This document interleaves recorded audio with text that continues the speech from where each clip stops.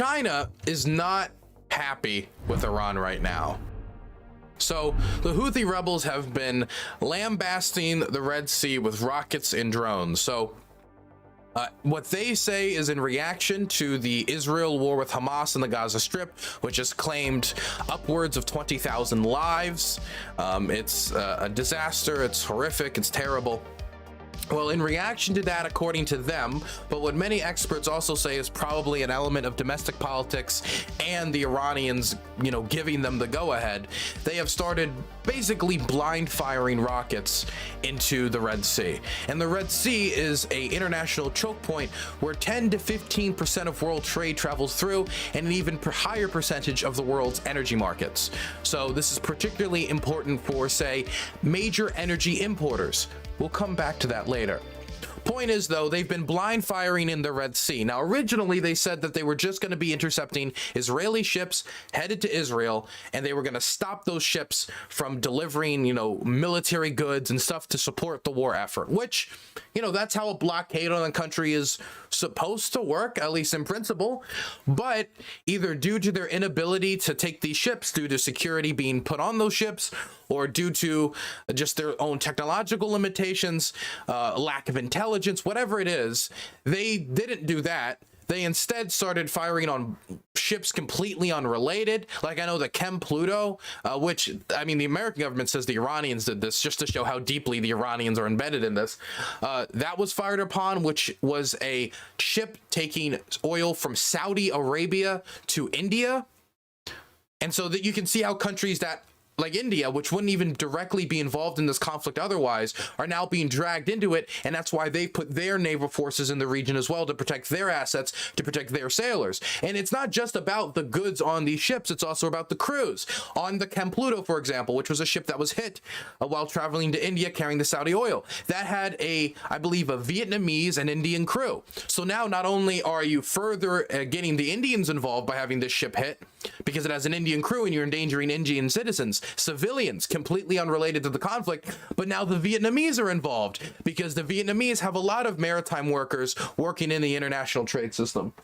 So you can see how a bunch of other countries now completely uninvolved, because the Houthis have decided, either due to their own limitations or for whatever reason, that they're going to blind fire on a bunch of unrelated shipping, that a bunch of other nations could get affected by that if they're directly targeted or directly hit. But it's not just about them being directly hit. The ships that are traveling still through the Red Sea and that have not chosen to go instead across the Horn of Africa and go the long way around, which is going to have an impact when it comes to not only the cost of transportation, but it's heavily burdening African ports among the southern coast of Africa. It's also having a massive impact when it comes to inputs. So let's say that if you are putting like an industrial input like steel or aluminum or copper, and you wanted to have that transported by a certain day into an Italian factory, and it was going to travel through, the Gulf of Mandeb, go in through the Red Sea, and then go in through the Suez Canal and get to you like 2 weeks earlier than if it would have gone around Africa. Now you got to wait for 2 weeks. Not only do you got to pay more money for the product to get to you, but now you got to wait 2 weeks. And that doesn't just mean, oh, wow, this is going to take some time. You still got to pay the workers at the factory. You still got to keep the place up and running. It's costing you, the company, work, all these other people money, and it's having a negative economic impact. And you can see how this has a cascading effect. And that's for the people who decide to go around. For the people who still decide to go through, what do they have to deal with? They have to deal with extremely high insurance costs. They have to deal with the possibility of, being possibly kidnapped by Houthis, or death because they're being bombed by drones and rockets and their ship going down. And that's another element to this. Inflation. I remember this was a few weeks ago. The numbers are probably different now, but this is just to give you an example as to how this can impact insurance costs. Before the Red Sea crisis, how much it costs to insure a ship, and that means to cover the, what insurance is, insure the ship and the products on said ship, it would cost, I think, about 0.07%. Now, I think, I'm saying now, but this was a few weeks ago, it was 0.5. Now, obviously, that doesn't sound like a very big number, but that is a big number when you're talking about expensive products like cars, machine parts, or, you know, anything that is vastly expensive.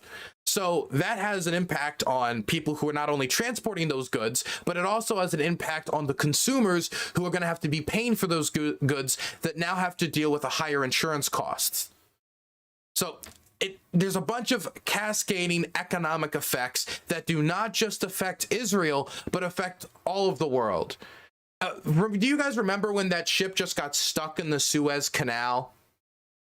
You guys remember? It just kind of went boop, and it just turned a little wrong, and it just got stuck there, and it stopped trade for like just like a little bit, not too long, but just a little bit.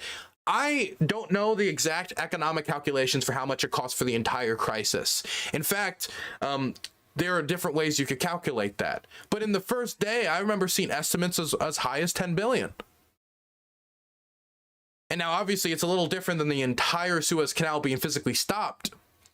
People can still try to go through it, and they can be protected by Operation Prosperity Guardian, which is the operation the Americans doing, the military op, to protect the Red Sea. But it's still a risk. Point is, though, detrimental economic effect not only on the United States and Israel, but on many actors in the region.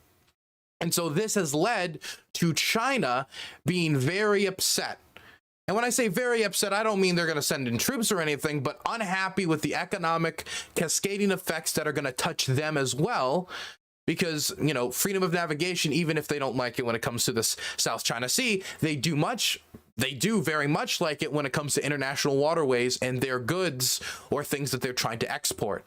And so China is starting to pressure the Iranians. This is an exclusive from Reuters, to rein in the Houthi attacks in the Red Sea, that they've gone too far, it's gotten out of control. And for some people, they might look at this and say, wait a second, why aren't they pressuring the Houthis? Well, the Houthis are, you know, not really the internationally recognized government of Yemen. Their ties to the Houthis are a lot less, like, you know, a lot less deep than with the Iranians. And the Iranians, at the end of the day, are the ones who decide if the Houthis do these attacks in the Red Sea. And whether people believe that or not, I'll just put it to you bluntly. These rockets are not being made in Yemen. These rockets could not be made in Yemen. They could be, like, the parts could be shipped over from someone else and it could be constructed in Yemen, but the parts that make up the missile cannot be made in Yemen. Yemen is economically destitute. The people can barely eat. The people do not have electricity in many parts of the countries. Fuel is a luxury for powering hospitals and other businesses and other areas of the country. They do not have the means to produce these rockets and missiles that are being fired. They are being produced in Iran, and then they're being shipped to the Houthis. And so ultimately, if the Iranians decided to stop sending over those missiles and rockets and drones, the ability for the Houthis to do this would be greatly diminished. And it is the Chinese that have deep economic ties with the Iranians, not with the Houthis. In fact, the majority of Iranian exported energy goes to China. China imports the vast majority of Iran's energy exports. And it's not like Iran can just make up those energy exports anywhere else, because Iran's under vicious sanctions from the West. And so if they wanted to go and sell the oil to the United States somewhere else, they'd run into problems with that unless they were able to find some new Iran deal, some solution. But that's been on hold for a very long time. So China has an outsized economic influence on Iran.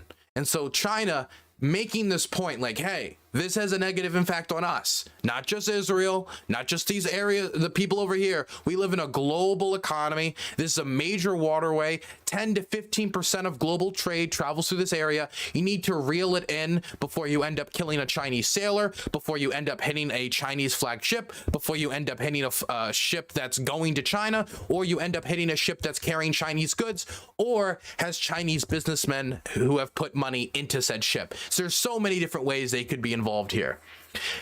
Let's read a little bit of the article. Chinese officials have asked their Iranian counterparts to help rein in attacks on ships in the Red Sea by the Iran-backed Houthis, or risk harming business relations with Beijing, 4 Iranian sources and a diplomat with the matter said.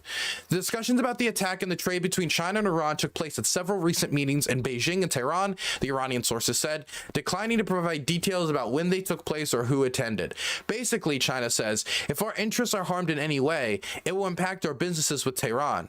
So tell the Houthis to show restraint, said one Iranian official briefed on the talks who spoke to Reuters on the condition of anonymity. The attacks, which the Houthis say are in support of the Palestinians in Gaza, have raised the cost of shipping and insurance by distributing key trade routes between Asia and Europe used widely by ships from China. Chinese officials, however, did not make any specific comment or threats about how Beijing's trading relationship with Iran could be affected if the interests were damaged by Houthi attacks, four Iranian sources said. While China has been Iran's biggest trading partner for the past decade, their trade relationship is lopsided. Chinese oil refineries, for example, bought over 90% of Iran's crude export last year. Again, when you're sanctioned on the world markets, your options dry up very quickly. Outsized economic negotiating power here. That's a lot of leverage. According to tanker tracking data from trade analysts from Kepler, as U.S. sanctions kept many other customers away. Iranian oil, though, only accounts for 10% of China's crude imports. So this is the point I wanted to get to, is this 10% number. For the Iranians, exporting to China is gigantic. It's big. It's 90% of their crude exports. And they can't really just jump anywhere else because of sanctions internationally. But for the Chinese, the Iranians provide 10%. Now, a loss of 10% would be bad. It would be awful. It would be terrible. But when it comes to who's benefiting more in this relationship and who has the more leverage here, I'm not going to force you to come to any conclusions, but I've come to my own conclusions. So the Iranians have to listen to the Chinese here. They have to listen. Now, that doesn't mean that they immediately stop all attacks in the Red Sea because the Chinese are starting to feel concerned about their business interests. No, it could mean that instead they suggest that the Houthis actually try to target ships that are specifically headed to Israel and maybe aren't tied to their allies, like China. It could be they reel it in just a little bit. Maybe they cease it all, but I would say if they were to do anything in response to this, it'd be probably reeling it in at the very least a little bit, as the Iranians probably don't want to be seen as backing down, and the Houthis probably in an element don't want to be seen as backing down, especially in the face of American bombardment, because if the message is sent, America's bombed the Houthis, then the Houthis stop, I guess the bombing works. They probably don't like the deterrence effect that could have, which is, oh, we just told the Americans that they could, the Saudis tried it for 8, 9, 10 years, but the Americans do it for a fucking month, and now the Houthis back down. So there could be other reasons at play as to why they don't want to completely stop and why they might try to find some middle road here in order to try to maintain their deterrence in the region. Not to mention the fact that they still, if the message was, hey, we're doing this to support the Palestinians, and then the Chinese are like, we don't like this for a business, and immediately they're like, oh, never mind, then would the message be sent that the Houthis chose to benefit their Iranian benefactors and their trade with China over the Palestinian people? Could that not have a counterproductive effect on the message they've been trying to send and the domestic political effect they're trying to have with these attacks? So I think if it has any effect, it will not be all Red Sea attacks stop. It would possibly be those attacks will be reeled in. And hey, if the Houthis are being hammered as hard as we think they're being hammered by the American bombing campaign, it might be easier to do it that way anyway.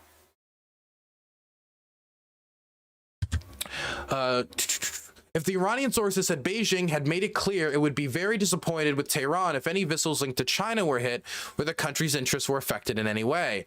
But while China was importing to Iran, Tehran also had proxies in Gaza, Lebanon, Syria, and Iraq, besides the Houthis in Yemen, and its regional alliances and priorities played a major role in its decision-making, one of the Iranian insiders said.